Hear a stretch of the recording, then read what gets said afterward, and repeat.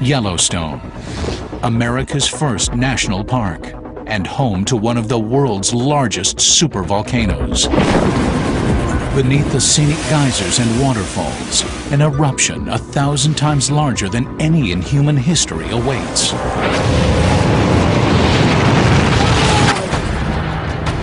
It's happened before. Less than 1 million years ago, it devastated more than half the continent, and it could happen again. There will definitely be additional eruptions in this area. And not just one, but a series of monstrous eruptions. 1 million times more powerful than an atomic bomb. It's absolutely devastating. Everything would be killed. Destroying thousands of square miles of land and countless lives across the Northwest. It'll just be over. It'll be toast. It'll be finished. We go beneath the earth to probe the volcano, reveal for the first time the source of its power, to discover what will happen when the sleeping giant of Yellowstone awakens and becomes a mega disaster.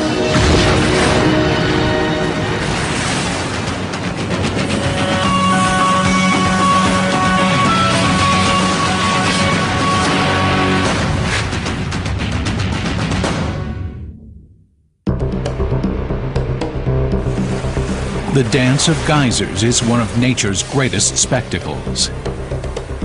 It's why millions of visitors each year come to America's oldest national park, Yellowstone. Its spectacular beauty inspired President Ulysses S. Grant to protect these 2 million acres of northern Wyoming wilderness back in 1872, and it's been a haven for outdoor enthusiasts ever since. Its incredible hot springs, bubbling pools of mud, unearthly ponds, and the most celebrated natural feature, the Old Faithful Geyser, are some of nature's greatest wonders. But beneath this primal beauty simmers a hidden threat. 5 miles below the waterfalls and mountain peaks lies the heart of a supervolcano, a constantly moving cauldron of molten rock the size of Mount Everest. Over countless millions of years, it fills with lava to the breaking point. Like a bomb with a hidden timer, it finally explodes. We don't know how long it's going to just sit there before it decides to go off. If sometime in the future it were to erupt, as it has before, the Yellowstone volcano would overwhelm everything within 100 miles and disrupt lives across the globe for years. The first sign of trouble will be increasing seismic activity. The ground would rise as pressure from the molten rock begins to grow.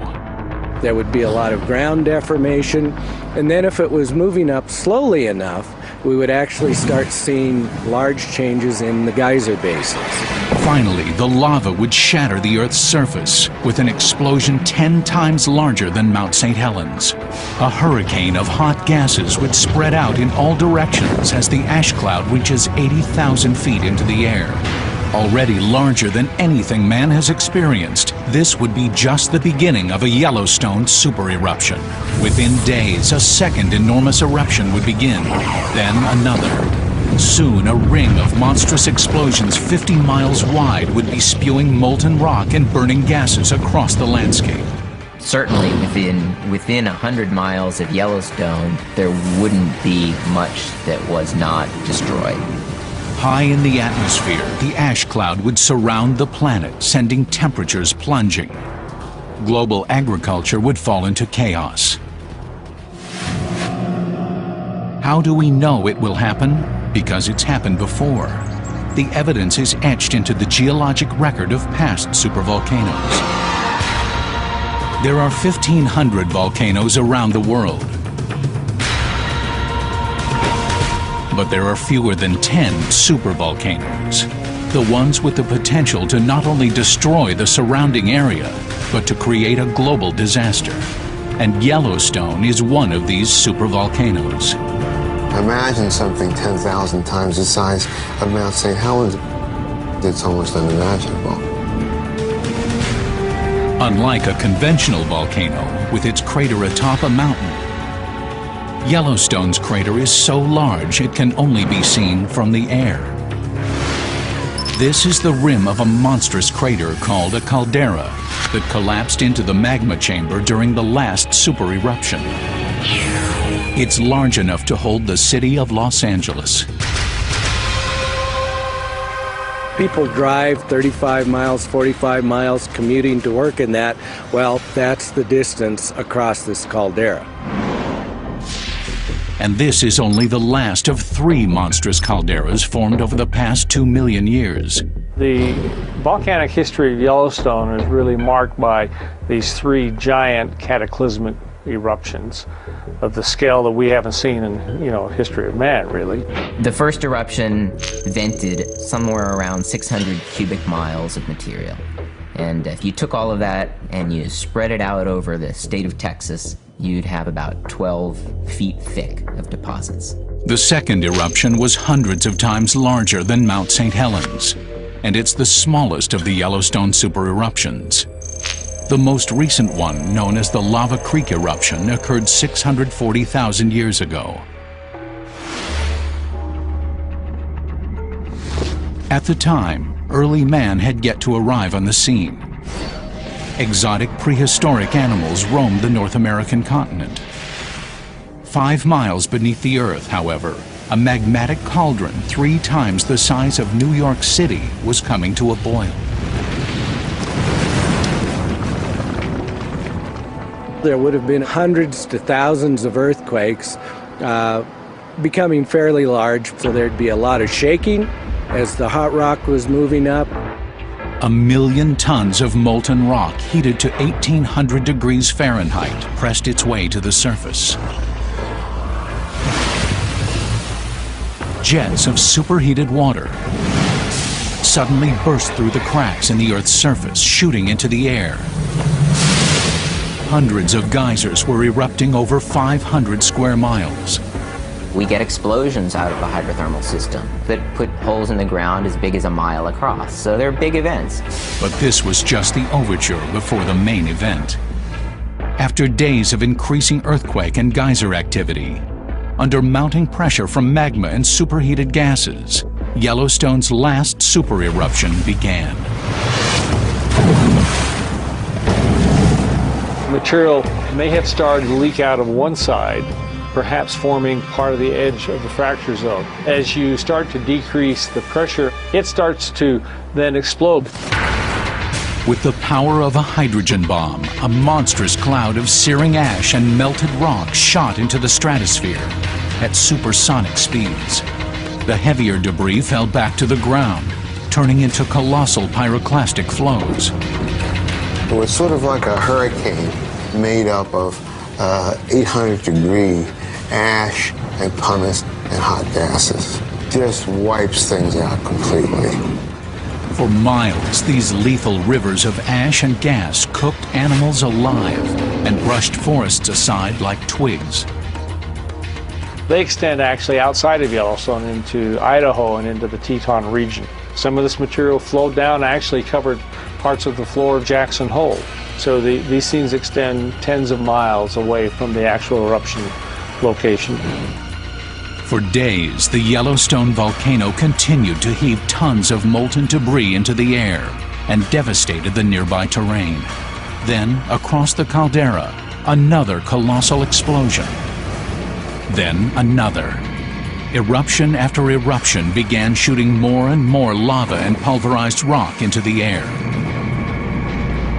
Typically, when these eruptions begin, they begin at a single vent, and the event may then get larger, moving out along some sort of a fracture system. Yellowstone had turned into a super eruption. Its devastation would reach around the world.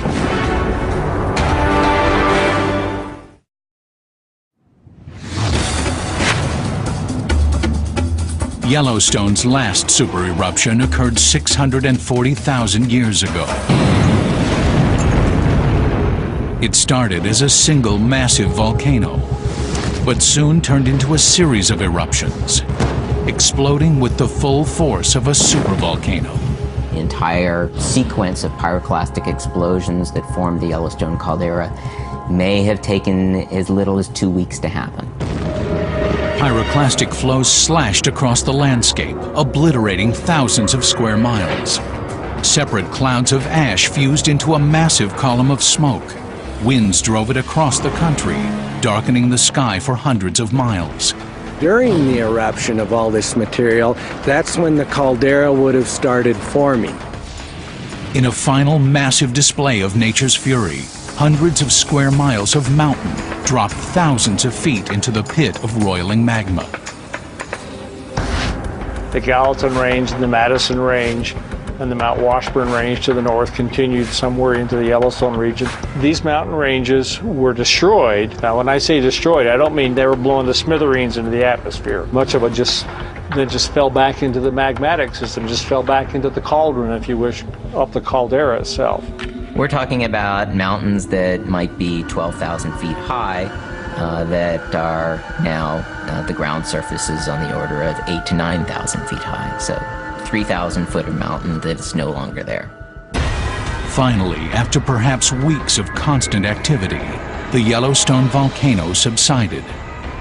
But the devastation was far from over. A global disaster was about to begin. 2.5 trillion tons of sterile volcanic ash drifted with the winds and buried 2,000 square miles of the North American plains, destroying much of the continent's plant life. Volcanic ash that's ejected high up into the atmosphere and then falls many, many miles away, that goes as far as Louisiana and some of the states along the Mississippi River. So quite an ash cloud. The lighter particles remained in the air for more than a year, forcing temperatures to plunge across the hemisphere. It acts as a veil and cuts out the sunlight, and so it cools the climate below. I think there would certainly have been climatic changes due to Yellowstone. We estimated 3 to 5 degrees Celsius drop in temperature, which is quite severe on a global basis. 5 degrees was enough to kill off much of the tropical plant life across the globe. Over the next year, animals died from lack of food as the ash continued to block out the sun. It took years for the planet to recover, for sunlight to reach the Earth's surface, for plants to push through the layers of ash, for animals to repopulate the continent. This Yellowstone eruption 640,000 years ago changed the face of North America. But that wasn't the only super eruption to ever strike the area. Besides the 3 calderas found near Yellowstone Park, geologists have discovered a series of eruptions and super eruptions that extend back 16 million years. There have been a series of volcanic eruptions similar to those that occur at Yellowstone. And there are all sorts of calderas that are preserved in the Snake River Plain in Idaho and extending back into Nevada. To date, 15 calderas of more than 140 large eruptions have been mapped. They create a trail running northeast to southwest and are an indication of what geologists call a hotspot. A hotspot is a portion of the Earth's mantle that contains a massive pool of partly molten rock. There is an area within the Earth's mantle, deep underneath where we live, that is molten. And it's causing a lot of heat to rise towards the surface, and that heat causes melting in the crust. And so we get large magma chambers. From time to time, as the pressures build, the magma works its way to the surface and explodes. There are 20 or 30 hotspots around the Earth's globe, such places as Hawaii and Iceland. These are long-lived zones of active volcanism. The Hawaiian Islands, for example, were created one by one over the millennia by an underwater volcano. Though it appears as if the volcano had moved along the Earth's surface, in reality, the area of molten rock has remained relatively stationary. It is the Earth's crust which has moved. The same is true for the Yellowstone hotspot. Above its magma chamber, the North American plate is slowly sliding to the southwest, about an inch a year.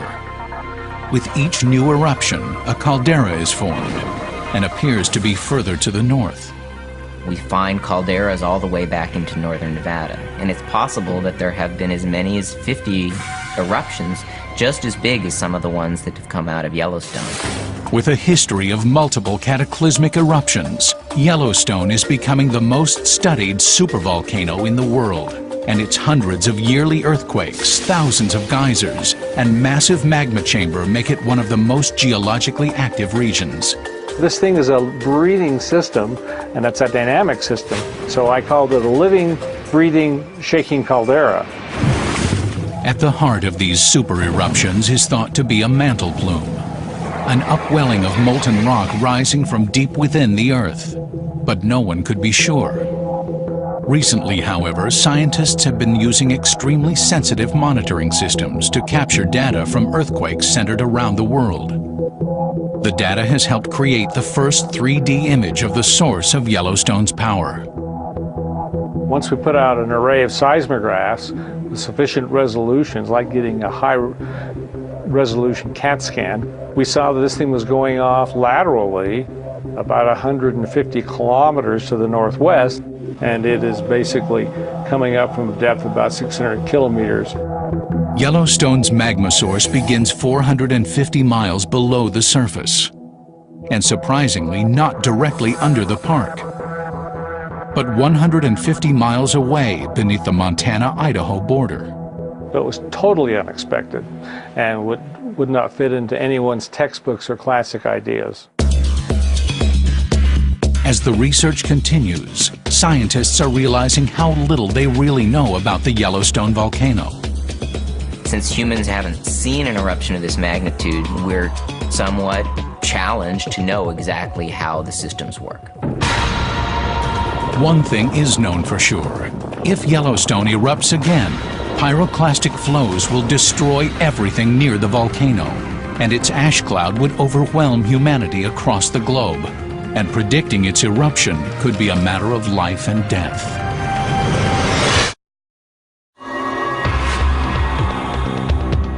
Yellowstone. Its dreamlike natural beauty may sometime in the future turn into a nightmare. With little warning, the gigantic volcano could awaken and explode, putting the entire planet at risk. Unlike most disasters, such as tornadoes or hurricanes, which are short-lived and localized, a volcanic supereruption in Yellowstone would have global effects for years. Its impact would be on the scale of an asteroid, large enough to change the way we view our history. For a long time, Earth history was gradual changes, slow changes over long periods of time. And now we realize that every once in a while, boom, out of the sky comes something catastrophic. Most scientists believe an asteroid caused the disappearance of the dinosaurs 65 million years ago. But new discoveries suggest volcanoes can cause planet-wide devastation as well.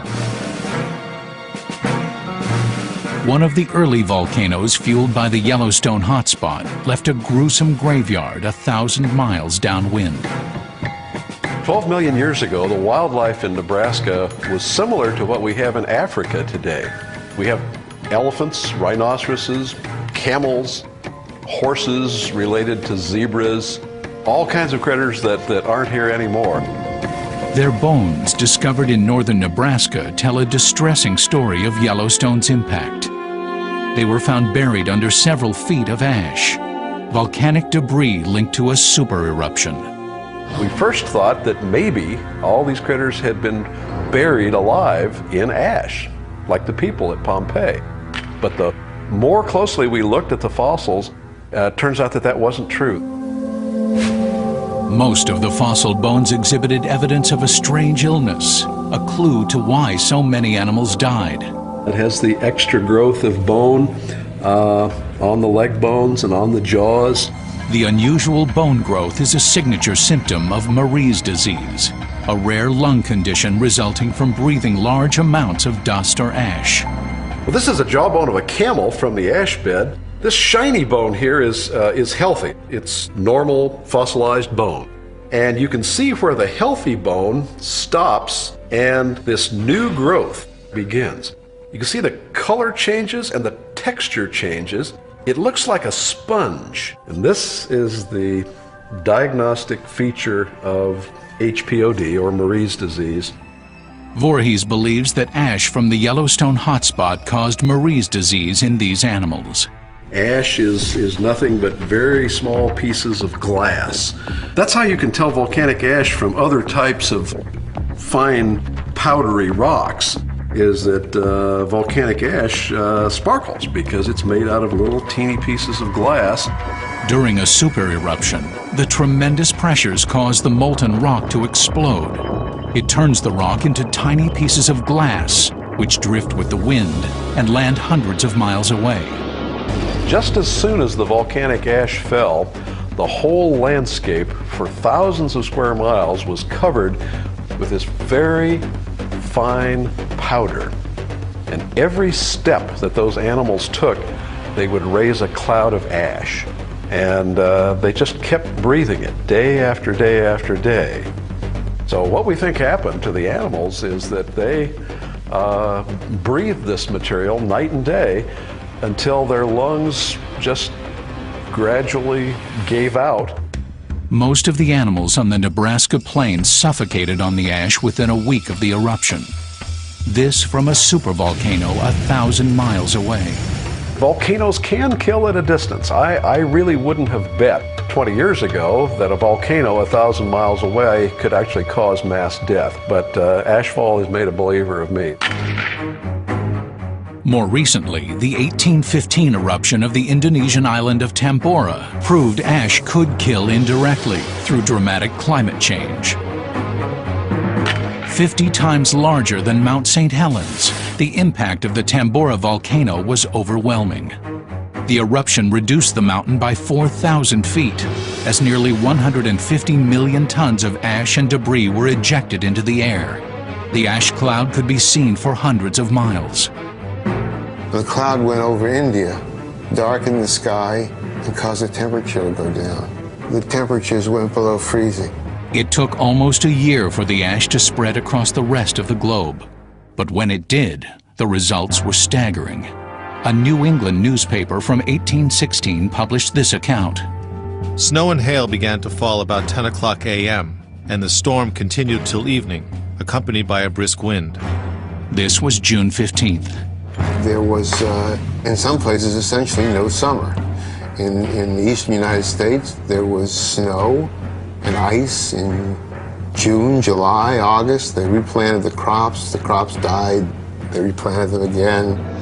The unusually frigid weather reached Europe, some 9,000 miles from Tambora, throwing life there into chaos. 1816 was the last time there was widespread starvation in Europe. That's never happened since. And it's almost certainly involved with the eruption of Tambora. And the Tambora eruption doesn't begin to match the fury of a Yellowstone super eruption. The Tambora eruption is on the order of 50 to 100 times smaller than these large sort of supervolcano eruptions out of Yellowstone. Even smaller than Tambora was the 1991 eruption of Mount Pinatubo in the Philippines, which devoured villages out to 200 miles. Yet despite its modest size, Pinatubo altered the global climate for years and has been linked to the destructive hurricanes Andrew and Iniki. After the eruption of Pinatubo, there was a definitely measurable change in the global temperature as a result of that eruption. It was on the order of 2 degrees for the year following the eruption. It may sound trivial, but a 2-degree change in global temperature over a long time could create unusually severe storms and kill off all but the hardiest plant life. Pinatubo was 100 times smaller than the last Yellowstone supereruption and had cataclysmic effects across the globe. Imagine what Yellowstone would do. In recent geological history, only the colossal eruption of Toba on the island of Sumatra can match the size of Yellowstone. And that eruption some 70,000 years ago may have nearly destroyed the human race. Well, Toba is the largest supervolcano that we know about.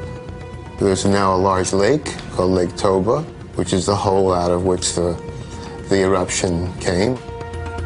It likely erupted for 2 weeks, dropping ash 6 inches deep on the subcontinent of India. But Toba's greatest impact was felt halfway across the planet in Africa. Around the time of the Toba eruption, it's thought the population of early man was catastrophically reduced. It appears a bottleneck or a contraction of the human population occurred, reducing our numbers from possibly hundreds of thousands to just a few thousand. We know from the genetic data that something happened in the human history, in the history of our species, that reduced the amount of genetic variation a lot. And the argument is all about what was the nature of that event. One possibility is that there's some catastrophe that happened 70,000 years ago, like the Toba supervolcano, that just wipes out plants and animals and humans all over the earth until there's hardly any of them left. The massive eruption of Toba, more than 25 times larger than Tambora, likely created a catastrophic change in climate. Ice core samples suggest that the average temperature may have dipped as much as 20 degrees for years after the eruption, likely killing off plant life across the globe. Hardest hit would have been tropical areas like Africa. Africa is where we were at the time, and so it would affect us directly. And secondly, it's the tropical vegetation that never experiences cold temperatures, so has no adaptations for cold temperatures whatsoever. The frigid temperatures killed off much of the African plant life, and the resulting famine may have decimated much of the human race. It may be that the 6.5 billion people who inhabit the Earth today are the direct descendants of the few who survived the Toba eruption. If a single eruption like Toba is powerful enough to almost destroy the human race, what would a similar supervolcano do today? When a large giant eruption were to occur, I think there's little that man can do about it. The biggest thing we have to do first is understand them. That's why scientists are studying every aspect of the Yellowstone volcano. What they discover may be the key to our survival.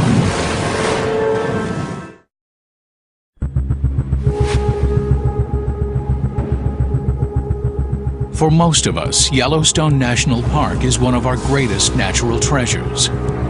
But what lies just below the surface could destroy it all. The sense of scale of the catastrophic eruptions for Yellowstone is very hard to grasp. 640,000 years ago, a supervolcano in Yellowstone devastated the region. Today, scientists monitor the ground movement in Yellowstone to determine if and when another super eruption might occur.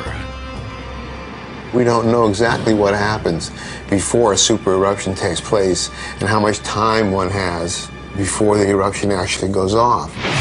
The rise and fall of the ground, for example, could indicate the movement of magma below, a possible danger sign. These movements cover very short distances over long periods of time. So scientists have placed throughout the park 12 global positioning satellite monitoring stations that can detect ground movements within a quarter of an inch. Geologists have also gained a bird's eye view of the situation. We use satellites in this case to take pictures of the ground as it's moving over time. And so we can compare two different passes of the satellite that are perhaps a year apart and make a map of how much different spots on the ground have moved. With these tools, geologists have been able to document changes in the caldera. Its constant rising and falling over time. According to recent satellite data, much of the caldera is being lifted up. What we've seen has been uplifting now at rates of 6 to 8 centimeters per year. Those are very high rates. The most dramatic uplift is just north of Yellowstone Lake, in the area geologists call a resurgent dome.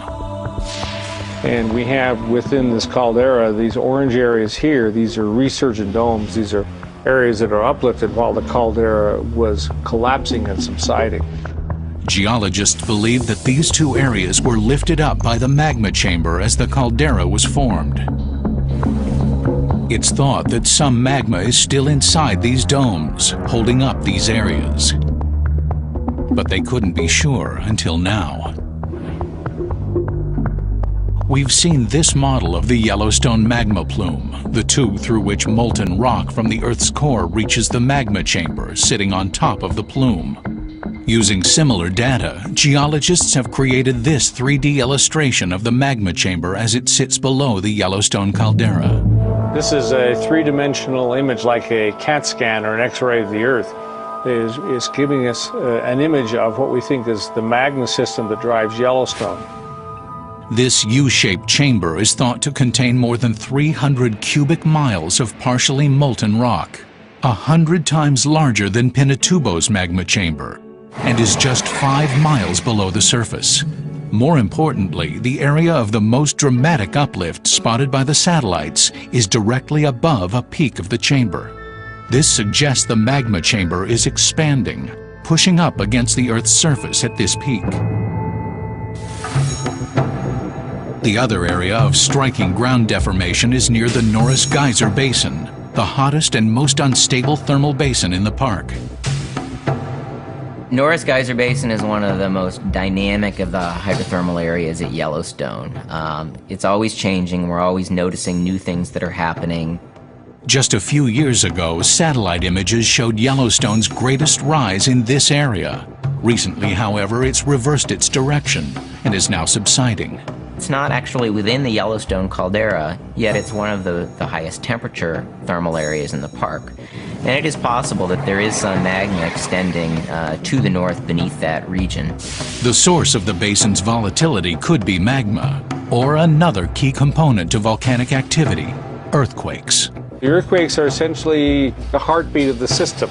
Are an integral part of the active, if you wish, mountain building and volcanism of Yellowstone. Like smoke and fire, volcanoes and earthquakes go hand in hand. The pressure from the magma, which can explode into a volcano, also forces the ground to shift, causing earthquakes. They can be the telltale signs of an impending eruption. The two main precursors to a volcanic eruption, seismicity and ground deformation, are very carefully monitored in Yellowstone. In this computer model, each red dot represents an earthquake. Typically, hundreds of earthquakes are detected across the park each year. In recent years, the greatest earthquake activity has been centered under two areas of the park.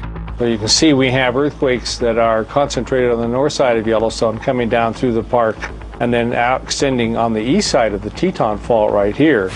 What concerns geologists is when a center of earthquake activity overlaps an area of shifting terrain. At the Norris Geyser Basin, that seems to be what's happening. There are dozens of fault lines at this spot. That's very critical because if magma is starting to move up, we would expect to see a bulging in an area and associated earthquakes as the ground starts to crack. The fear is faults that make up the earthquake zone could crack under pressure from the magma below, releasing an eruption. Geologists are also watching the park's geysers, hot springs, and mud pots, looking for drastic changes in temperatures and chemical content. Anything that might indicate a major movement of magma. At the moment, geologists do not believe an eruption is imminent. But if the water temperatures were to rise, the ground begin to swell, or there were an increase in earthquake activity, another Yellowstone eruption could be building. I think that we are smart enough as geoscientists now that we would probably have weeks to perhaps months of indicators before anything like that would occur. However, predicting the precise timing of an eruption is far from simple. Scientists have been fooled in the past. We've seen it in Yellowstone.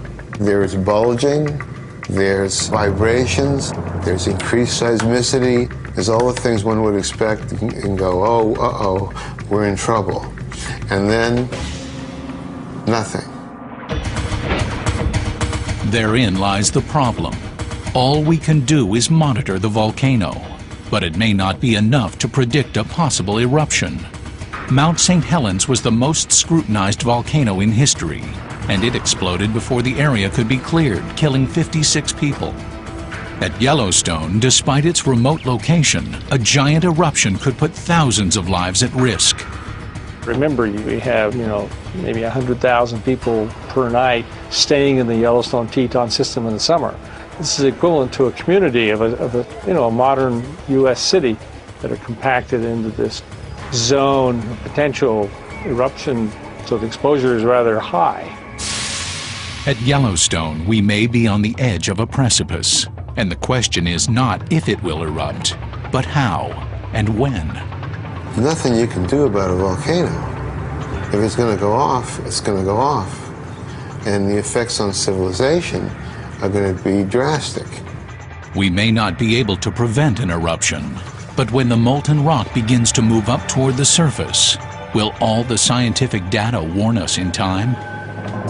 Now, using historical records, scientific models, and the latest in computer technology, you will witness the devastation that follows when the giant volcano of Yellowstone erupts.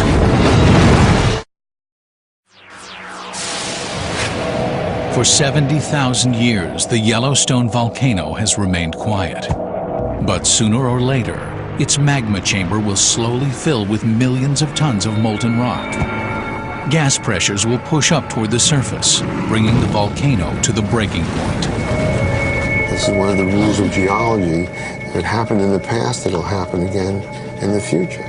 We know there's going to be super eruptions, and probably one at Yellowstone, and it's going to have catastrophic effects. Now, using computer models and the latest scientific information, you will experience what would happen if the largest volcano in North America were to erupt. When that eruption occurs, there is no doubt whatsoever that parts of the northwest of the United States will be completely and comprehensively devastated. It'll just be over. It'll be toast. It'll be finished.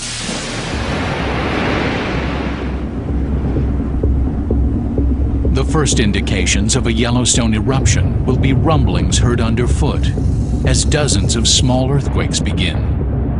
The ground begins to rise from the pressure of the expanding hot waters, gases, and surging magma. The temblors grow in strength, spreading across the entire rim of the caldera. All the tourists have to be cleared from the park. Officials send out warnings to towns within a 100-mile radius, the danger zone of a Yellowstone super eruption. The cities of Bozeman, Montana, and Cody, Wyoming prepare for the worst. Throughout the park, new cracks in the ground release huge geysers, spouting superheated water hundreds of feet into the air. The earthquake shaking itself will create fractures and cracks, allowing more material to come out. The last of the tourists and park personnel must rush to leave the park, trying to reach a safe distance some 100 miles away before the caldera lets go. They may not have enough time. Lava first appears, oozing out of cracks in the surface. Then, steam and ash explode hundreds of feet into the air. But instead of this relieving the pressure, it pushes the volcano over the edge. The magma contains a lot of gas, and if you're able to depressurize the system rapidly, then the magma will lose its gas explosively and you can have a very, very large eruption. From 5 miles below the surface, molten rock heated to 1,200 degrees bursts into the air. It begins to erupt, and you see these flows coming out sideways, and there's nowhere to go. Like a hurricane of ash, pyroclastic flows rip along the ground at 100 miles per hour. For those who left the park within the past half hour, their luck has run out. 50 miles away, the 30,000 residents of Bozeman, Montana watch in horror as the plume of ash and rock reaches into the sky. If they know anything about Yellowstone's past, they'll know they have little time before their city is devastated. The pyroclastic flows may go out as far as 50 to 100 miles away from the volcano. And so you'd see the pyroclastic flows coming across ridge after ridge after ridge, and then finally hitting where you are. So locally, regionally, it's absolutely devastating. Everything would be killed. The sky begins to darken as the ash cloud obscures the afternoon sun. The material is going to explode, violently to the surface, and the material's coming out at supersonic velocities. And the finer materials go 50, 60, 80,000 feet into the atmosphere. Then a second eruption begins on the other side of the caldera. Then another. It is no longer a simple volcanic eruption. Like it did hundreds of thousands of years ago, Yellowstone builds into the largest eruption known to man. The giant cauldron of magma spews 1 million tons of melted rock thousands of feet into the air as several volcanoes continue to erupt. Wave after wave of burning ash and debris destroy everything in their paths. With so little warning, nearly 400,000 people are at risk. And it gets worse. Material falls back onto the surface of the earth, and so you get ashes that are maybe 10, 20, 30 feet deep around Yellowstone. A brilliant summer afternoon begins to look like a blustery, snowy night. The weight of the falling ash collapses roofs across the states of Wyoming, Idaho, and Utah, killing thousands, while a cloud of lighter ash 1,000 times larger than the one produced by Mount St. Helens drifts eastward with the wind. There's so much ash put into the atmosphere, and it gets distributed so globally that it would cause disruption to air traffic, not just near the scene of the eruption, but really globally for a period of time. The ash goes in the jet engine and becomes ceramic and coats the jet engine. And there have been horrifying descriptions of airplanes just losing their power and diving while the pilots try to figure out what to do to start the engines again. Air travel grinds to a halt as the ash cloud reaches the upper atmosphere. And then, the deadliest part of the Yellowstone eruption begins. There's lots of ways you can die in a pyroclastic eruption. And one way is to inhale the stuff and inhale these sharp pieces of glass. They attack the lungs, they attack the bones, they kill you from the inside. Across the country, masks are supplied to protect people against the ash. But farm animals have no protection. Within weeks, vast numbers of the country's livestock die, like the animals that roamed the Nebraska plains 12 million years before. And volcanic ash covers much of the Midwest's farmland. You can't grow anything in that ash. Fresh volcanic ash is sterile, like Mount St. Helens just after the eruption. And so it wipes out the breadbasket of the world, breadbasket of Canada, breadbasket of the United States. And the effects could last for years. Recovery is going to be a long process. So where does food come from in the meantime? I don't know. Millions of people could die from starvation related directly to the ashfall in America's Midwest. Countless more would suffer as the ash cloud drifts across the globe, dramatically changing our climate. It's quite likely that the climatic effects would be much worse than humans have experienced in the last couple hundred years. The Toba eruption suggests that ash particles would remain in the atmosphere for 6 years, radically cooling the planet. It could mean snow in June, frost in August, and the killing off of crops for years to come. Imagine 6 years without a growing season. What does that mean? I foresee a very difficult period of time when civilization would really be strained at the roots. This would be the most severe condition that human beings have ever met. It may not happen for thousands of years, but one day history will repeat itself. The slumber of the Yellowstone caldera will end, and the planet will face potential catastrophe. Hopefully by then we'll be prepared. But if not, it could be one of nature's greatest mega disasters.